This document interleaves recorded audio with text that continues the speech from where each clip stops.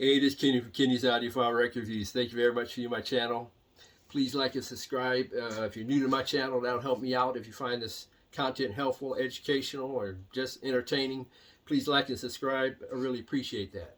In this video, I'm going to answer the question, is a certain jazz record worth $150? A new jazz record that was issued this year, 2024, is it worth the price of admission?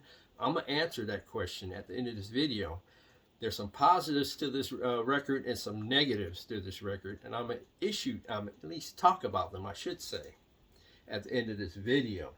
And I'm talking about this record by the Peter Erskine Quartet, Mcintosh Sessions, Volume 1. This is a project by Mcintosh. I have some Mcintosh equipment. I'm not currently using it.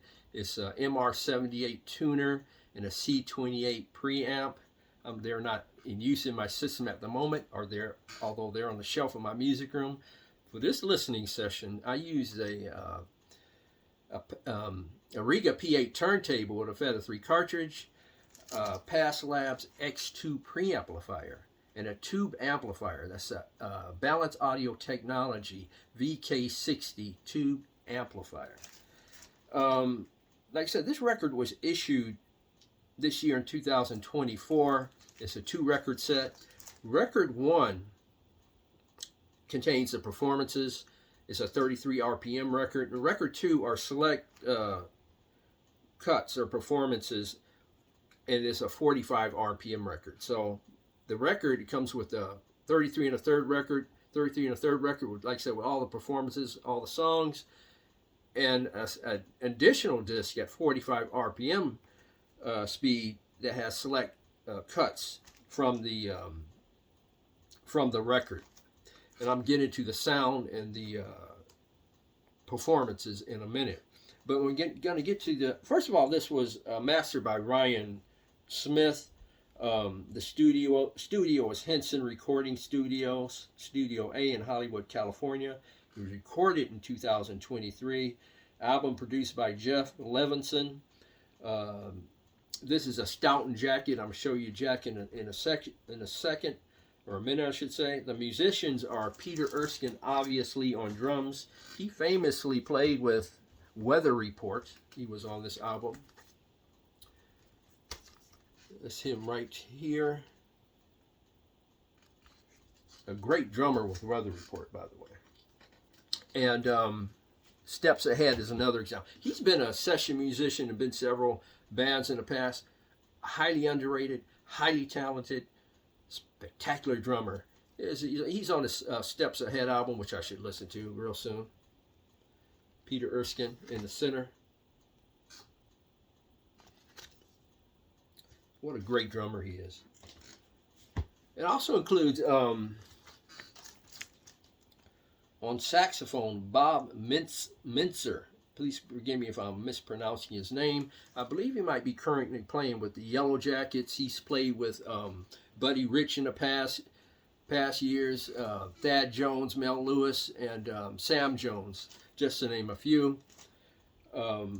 Piano, Alan Pasqua, and I'm probably mispronouncing his name, and I'm sorry, but on piano, and he played with Tony Williams, a Lifetime band, in various projects, from Bob Dylan to Eddie Money, many different famous musicians and bands. He's a veteran, fabulously great piano player. And on bass, Derek Oles, and I'm probably mispronouncing his name, but he's a co-founder of the Los Angeles Jazz Quartet. Those are the musicians. I'm going to show you the gatefold inside. It's the front of the record, by the way, and the back. Inner gatefold. Like I said, this is a Mcintosh project. This costs $150. I'll be getting the cost aspect of it, excuse me, in a second. and I'm getting into something I think is a negative as well. But I'm gonna get into the sound. Peter Erskine's drums, for the most part, at least on my system, and I have tall speakers by the way, it's in the center of the soundstage, but it's a wide spectrum in which he occupies, in my opinion. Sometimes you might hear a drum part or cymbal, like, since my speakers are so tall, way high up near the left speaker, and another part of the drum maybe in the middle of the right speaker, not from the right speaker, but right on the edge.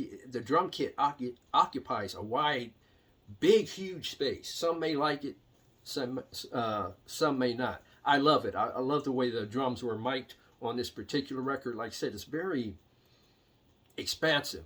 There are some drum sessions on some records where you have the drummer like in a fixed location, like on Dave Brubeck's Take 5 in the song Time Out, where you have Joe Morello's drums at or around the left speaker, and you hear the echo and delay go to like the center of the sound stage. That's an amazing effect on that record. Whereas Peter Erskine, his drum is like very expansive, very wide, very tall, since I have tall speakers, and I love the effect of his drum kit. Like I said, it's not in like a fixed location. It's very, very wide, and the cymbal hits were very detailed. It had that like you are there feeling, especially on the 45 RPM. The 45 RPM took the 33 1/3 sound signature, the depth dimension and soundstage of the 33 1/3, which was great by the way, and just took it up to like an elite level. It would just, you had close to that you are there feeling, especially with the bass. There's a song on here. It's the second song on side 2. I think it's called Into the Dark, I believe. And briefly, the drums start out the composition. I mean, not the drums, the bass starts out the composition of a song. And it's in the middle of the sound stage. And it's very three-dimensional, very, you are there. The only other time this year where I heard a bass sound that great on a recording was this Charles Mingus Blues and Roots, where Charles Mingus's bass was very dimensional and extremely detailed. I'm not saying that the bass player in this recording is on Charles Mingus's level, because he's not. But that the playing on that particular composition, you got, since my speakers are so tall, I got the sensation that this brother was in the room. It was that detailed. Same with Peter Erskine's drums. It was so expansive in depth and high and wide. It's different from a lot of drum recordings, but I thought it was great. Some people may not like that particular mic setup. I thought it sounded great on my speaker setup in my music room. And the saxophone playing by Bob Mintzer was really great. It was on point for a tight and integrated straight head jazz session. And the piano, which appeared to come from both speakers on my system, some may not like that as well, but to me that gave the piano more of an engulfing or enveloping sound, and more of a live sound signature, which I loved. I just loved the way, the detail of the piano, especially on the 45 RPM. Like I said, the 33 1/3 sounds spectacular. The 45 RPM takes it to a you are there listening experience. It really does, especially on that bass part I told you on that song. Now, and like I said, the first record, I show you the labels, by the way. This is a 33 1/3 RPM record. Like I said, all the songs are on here, and select cuts are on the 45 RPM record. Now, some of you might say, why don't you just either make it 33 1/3 or 45, one or other and not both? And I get that. I like the 45 RPM. I just wish the whole album was on 45 RPM, so I can get the treat of listening to the whole session on 45 RPM versus hearing select cuts. But as is, I can accept that, but I prefer one or the other personally. Now we're going to get into the cost in another issue that I have. Now, this is $150, and it's a 2-record set. This record here by Analog Productions Acoustic Sounds, I believe is $60 as of the posting of this video. This is a 45 RPM 2 LP set. This sounds spectacular, by the way. I did a review on that record. This sounds spectacular.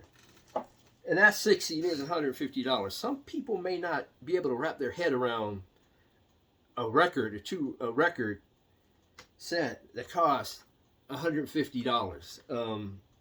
So you may ask, well, Kenny, why'd you buy it?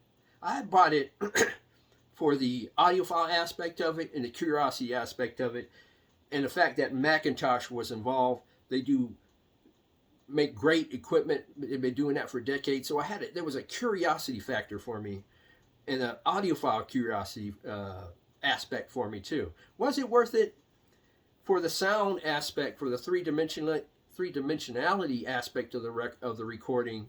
For the performance, it was great. For me, it was worth it, but I don't think it's for everyone spending $150 for that. And I'm going to show you some examples of some $150 records. This one, John Coltrane's UHQR Analog Productions Acoustic Sounds A Love Supreme, is $150. This, you get a deluxe box, you get a booklet, clarity vinyl, so I can halfway justify in my mind, if I try to trick my mind anyway, that's still a lot of money, where the $150 goes with that. This is a $130 record, I believe. This is Ipex Records Gets Gilberto, and this sounds great, by the way. This is the best version I have. This is $130. It's a 2-record set. It comes with a deluxe booklet inside, and I mean, my God, I mean, and that's $130. So this record for $150, some of you may have difficulty with that for a jazz record. You might be able to say, well, I can get you know, several Tone Poet records for that price. I can get several Blue Note Classic Series records for that price. I'm not going to spend $150 for that record. I can partially understand. Like I said, it was worth the price of admission for me for sound. Is it the best sounding record in my collection? No. That goes to this. Jazz at the Pawn Shop. This version of Jazz at the Pawn Shop. This Audio-Technica version of it. This is a 4-record set, 45 RPM. That's the best sounding record. Now, how do these two compare? The Jazz at the Pawn Shop sounds better, just straight up. Not by a wide margin, but it sounds better. If I would give this a score in terms of sound, it's not a 10. It's not a 10, but I give it a 9.5. It's that great. The performance, these brothers are tight, a great jazz performance, but all these musicians involved, I give the performance a 9. The sound a 9.5, the performance a 9. Now the last negative, and it's this. These are the sleeves that the records came in. They have nice photographs on them, and there's photographs on front and back. These aren't polyline sleeves, at least mine aren't, okay? So what I had to do was take each record and put them in a MoFi sleeve. I have these on the ready for situations like this, and also for used records I buy at thrift stores. But I have to put them in these sleeves. I don't trust those sleeves. I simply don't. They're beautiful. They have nice pictures on them, and you know, and stuff from the session. They really are. But man, it would have been cool if they were polyline. At least mine are not. And you think for $150, you get some polyline sleeves, man. That really struck me from the start. Those are two negatives: the price and those polyline sleeves. And you think you get more for $150. I think personally, seeing that this one is a $60 record, I look at this as a $60 to $80 record personally. However, in their defense, in Mcintosh and the everybody involved, there could be some costs that us as audiophiles and record fans and music lovers don't understand. This was recorded live. Perhaps the cost of that had something to do with the price of this record. There could be some hidden costs that we don't realize as fans. So I'm gonna give Mcintosh some leeway in that regard. I really am. But as a audiophile record, as a jazz record, it's on point. For me, it was worth the price of admission from that perspective. But that's just me. It may not be for everybody. $150 jazz record is not for everybody, but it was for me. Like I said, performance 9, sound a 9.5. If you have this record, please leave your comments in the comment section below. Please state if you plan to pay $150 for a record like that. It's a great sounding record. Please leave your comments in the comment section below. Please like and subscribe. Thank you for viewing my video. God bless, strong love, and please keep the peace and love worldwide.